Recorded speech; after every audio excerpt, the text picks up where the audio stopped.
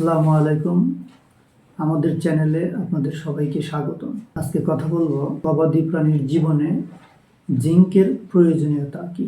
Zinc একটি অত্যন্ত গুরুত্বপূর্ণ খনিজ লবণ। দুই ধরনের খনিজ লবণ থাকে, একটাকে বলা হয় ম্যাক্রো মিনারেলস। এই ম্যাক্রো মিনারেলসগুলো শরীরের জন্য পরিমাণে একটু বেশি লাগে, আর একটি হচ্ছে মাইক্রো মিনারেল। মাইক্রো মিনারেল শরীরের জন্য একটু কম পরিমাণে লাগে, তবে এদের প্রয়োজনীয়তা খুবই বেশি। মাইক্রো মিনারেল যেমন sodium, potassium, calcium, magnesium, phosphorus, chlorine, আর এগুলো হলো ম্যাক্রো মিনারেল। আর মাইক্রো মিনারেল হচ্ছে zinc, copper, cobalt, iron, chromium, selenium, molybdenum, fluorine, arsenic ইত্যাদি। তাহলে বোঝা যাচ্ছে জিঙ্ক একটি মাইক্রো মিনারেলস, যা শরীরের জন্য অত্যন্ত গুরুত্বপূর্ণ উপাদান হিসেবে বিবেচিত। এখন জানব জিঙ্কের কাজ কি। জিঙ্ক অনেক এনজাইমের কো-ফ্যাক্টর হিসেবে কাজ করে। জিঙ্ক খাওয়ালে গবাদি প্রাণীর রুচি বৃদ্ধি পায়, হজম বৃদ্ধি পায়, লোম বা চামড়ার চাকচিক্যতা বৃদ্ধি পায়, ডায়রিয়া ও পাতলা পায়খানা বন্ধ হয়, হাড়ের গঠন শক্ত হয়, অ্যানিমিয়া বা রক্ত স্বল্পতা দূর হয়, এবং সর্বোপরি রোগ প্রতিরোধ ক্ষমতা বৃদ্ধি পায়। আলটিমেটলি সংশ্লিষ্ট প্রাণীর ওজন ও উৎপাদন বৃদ্ধি পায়। তাহলে জিঙ্কের অভাবে কি হয়?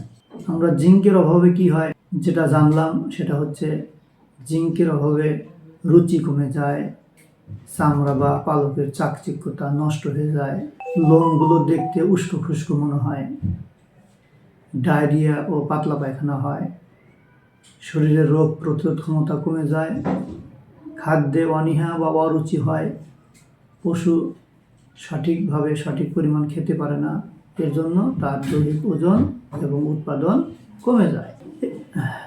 জিঙ্ক কি পরিমাণ খাওয়ানো যেতে পারে? একটা পূর্ণবয়স্ক গবাদি প্রাণীর জন্য দৈনিক 50 থেকে 100 মিলি পর্যন্ত জিঙ্ক খাওয়ানো যেতে পারে। পোলট্রির ক্ষেত্রে 2 থেকে 3 মিলি প্রতি লিটার পানিতে মিশিয়ে খাওয়ানো যেতে পারে। ছাগল, ভেড়া, বাছুর অর্থাৎ ছোট প্রাণীর ক্ষেত্রে 20 থেকে 30 মিলি করে দৈনিক খাওয়ানো যেতে পারে। বাজারে অধিকাংশ কোম্পানিরই জিঙ্ক আছে। এই জিঙ্ক এবং কোনো কোনো কোম্পানির জিঙ্ক প্লাস নামেও পাওয়া যায়, অর্থাৎ জিঙ্কের সাথে শুধুমাত্র জিঙ্ক সালফেট মনোহাইড্রেট দিয়ে তৈরি এরকম কোম্পানির জিঙ্কের সংখ্যাই বেশি। তবে অনেক কোম্পানি জিঙ্কের সাথে ভিটামিন এবং আয়রন সংযুক্ত করে বাজারে ছেড়েছে, যেগুলোর চাহিদা অনেক বেশি, এবং এগুলো খাওয়ানোর ফলে এর যে আলটিমেট গোল, যে লক্ষ্য উদ্দেশ্য, অর্থাৎ জিঙ্কের যে কার্যকারিতা, সেই কার্যকারিতা বহুগুণ বৃদ্ধি পায়। বাজারে বিভিন্ন কোম্পানির জিঙ্ক যেমন রেনা জিঙ্ক, জিসাবভেট, ভেটি জিঙ্ক প্লাস বিভিন্ন ধরনের জিঙ্ক পাওয়া যায়। তবে এখানে সবচেয়ে ভালো কাজ করে যেমন ভেটি জিঙ্ক প্লাস নামে একটি কোম্পানির জিঙ্ক আছে, যার মধ্যে জিঙ্ক সালফেট আছে, সেই সাথে ভিটামিন B12 অর্থাৎ সায়ানোকোবালামিন আছে এবং আয়রন সংযুক্ত আছে।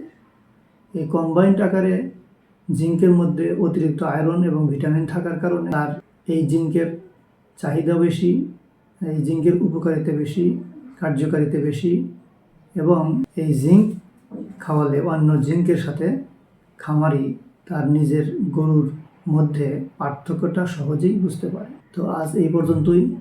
সবাই আসসালামু আলাইকুম।